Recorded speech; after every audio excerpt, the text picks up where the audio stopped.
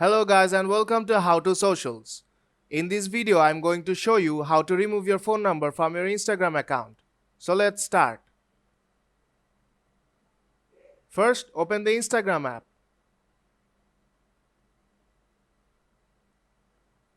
Go to your profile from bottom right corner and tap Edit Profile.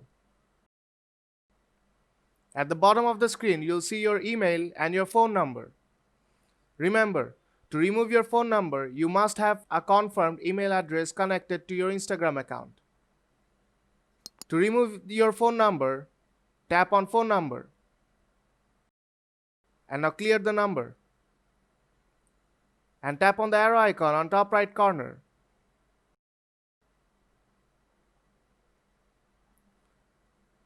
And save it. And your phone number is removed from your account. So if you find this video helpful, then don't forget to leave a like and see you in the next tutorial.